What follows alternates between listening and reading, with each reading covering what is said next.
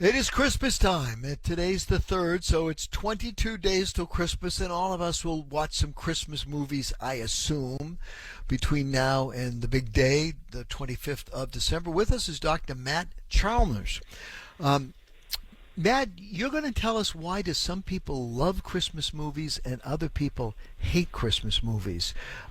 You're not a psychologist. You're a healthy living expert and a chiropractor. So I'm very interested as to how you developed this this perspective or this knowledge. How are you tonight?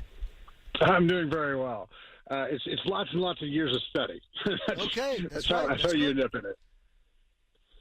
So go ahead. No, I sort of leave it as an open-ended question there, my friend. Love to know. We'll start off with the big question: why do some people love them and other people hate them? I happen to have a favorite Christmas movie. I'm kind of a sentimental sort of guy, but I love Bad Santa. Bad Santa is a fantastic movie. It really is. It gives a great little twist on it, and you gotta love Billy Bob. He's fantastic. Well, I just don't know why he didn't win the Oscar that year, which baffles me, to be honest with you. You know, it's one of those things where sometimes it's not artsy enough, and it's not irritating enough to win Oscars. So I thought it was a tour de force, in all honesty. And I'm not a movie expert. One of my predecessors was a absolute movie expert, but anyway, so I want to learn it from you. I was half joking with you, but Bad Santa's a funny flick. I mean, go right ahead. I'm sorry. Well, so typically what we're seeing is that it depends on how into the festival of Christmas you are. You can be really religious, you can be really love the presents, but it's how much into the festivities and the festival of Christmas are you? Because if you're really into the decorations and the trees, you're also going to be into the movies because that's part of the culture of Christmas. And so that's really where the love of the Christmas movie comes from. So give us the movie that, in your opinion, some must be universally loved. It's a Wonderful Life. Is that a universe? I think of that as a Christmas movie. Oh, yeah. A Wonderful Life, A Christmas Carol. Those are universally loved. The newer ones that everybody loves is Elf. Elf is one of the easier new classics that everybody loves. Absolutely. Will Ferrell is in is the Elf, if I recall correctly. Again, I'm not a movie aficionado, but I know enough about this stuff just to be dangerous. Why do people dislike? I mean, how can you dislike a Christmas movie? That's I don't understand that. Well, there's lots of little reasons. Like obviously, if it was something you watched with your parents are gone. You have a little bit of that's really emotional for you, so you don't want to be in that area. Okay. And then if you realize that the movies are making everything more materialistic, and so you have an issue with that, that's also going to be part of it. But if you're not really into the festivities of it, some of those movies aren't great, which is kind of why if you look at any holiday movie trend, Die Hard is always in the top 3 movies because there's a lot of people who are like, look, I want to be – this is my peace offering to agreeableness. I would like to watch a movie with you. I'd like to be festive, but most of them are not very good movies. If you'll count Die Hard as a Christmas movie, I will watch that with you. Can you count No Country for Old Men? I don't know if that's ever on the list, but it'd be one of those things where if it counts for the festivities, then great. I guess. To be honest with you, I think that some of the old movies are really great. I also enjoyed the Home Alone movie, Macaulay Culkin. My kids were kind of that age when the movies came out, and I could see losing them on an airplane or at an airport. I mean, I guess there's things that you connect to as well, correct? Absolutely. So a lot of the themes of the Christmas movies are reuniting of the family. So in Home Alone's case, it was the family was fractionated, and the little boy felt like he didn't fit in, and then afterwards, like they became a tighter knit family, and they showed the love, and that's really what everybody was looking for in that movie was the family coming back together for the Christmas present.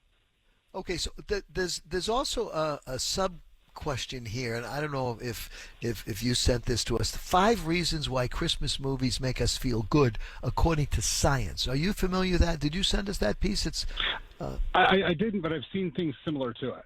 Yeah, so give us I mean, obviously, Christmas is a wonderful time for most people. If your family is um, together, I mean, no one's off, fighting in a war halfway around the world.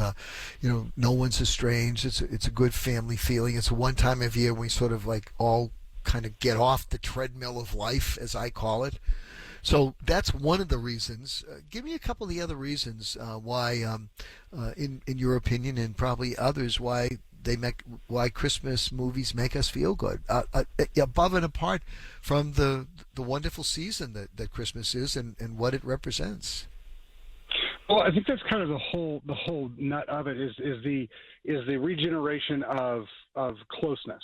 So, like in the Christmas Carol, you had a great hero's journey of the character who was very antisocial and didn't really like people, and then through his journey, he starts to figure out that maybe he does need to be more conscientious and more kind to people around him, and so he becomes a whole new person.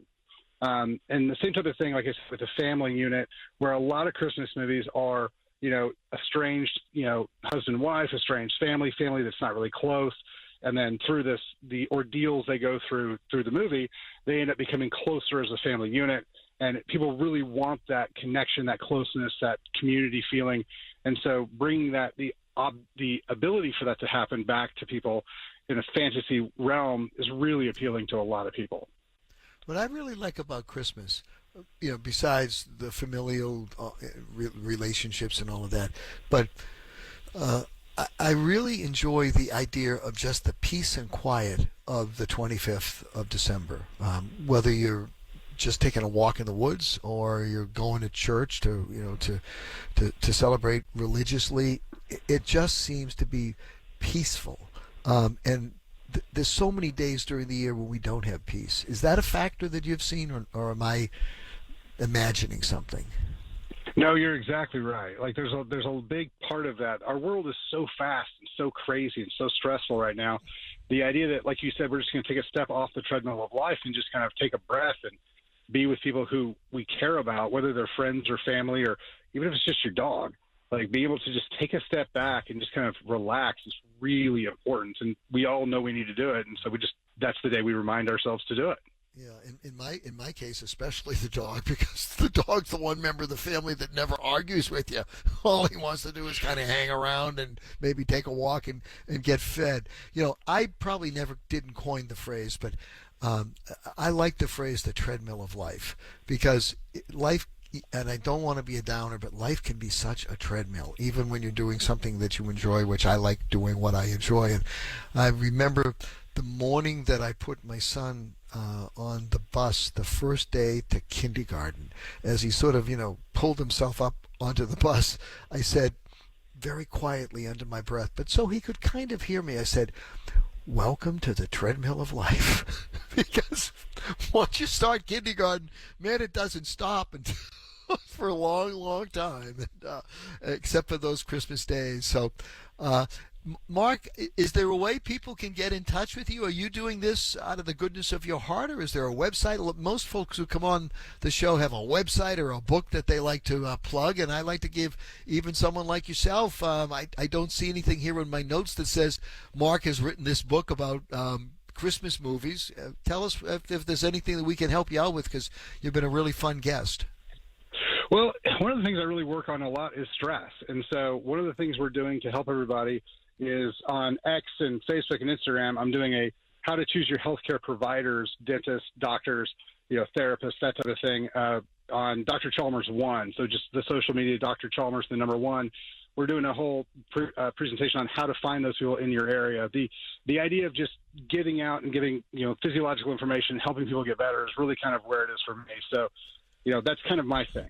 So Dr. Chalmers, and it's DrChalmers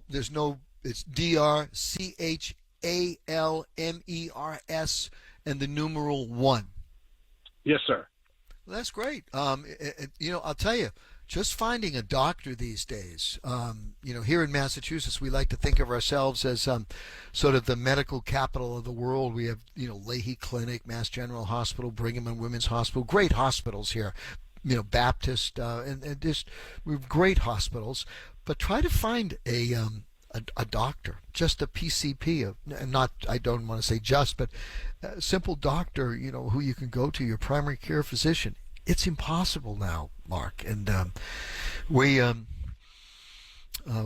going to talk about that in the next segment, because there's a Massachusetts just passed a Physician Pathway Act. So maybe we should have you back and talk about what you do and how difficult it is to find that healthcare provider close to where you live, so you're not driving 300 miles to go to an annual physical. Absolutely. No, it's especially when you're trying to find somebody who works on a physiological base. Like Gary Brecka's stuff, and figuring out the DNA and figuring out the actual root problems and fixing them that way. It's very, very difficult to find that level of functional medicine type of doctors. Well, hopefully some of my listeners have written it down. Dr. Chalmers, DrChalmers, the numeral 1. Appreciate it very, very much, Matthew, Dr. Chalmers. It's been a pleasure to talk to you. When I watch Bad Santa this year, I'll think about it, okay? Fabulous. Thank you, sir. Good talking to you.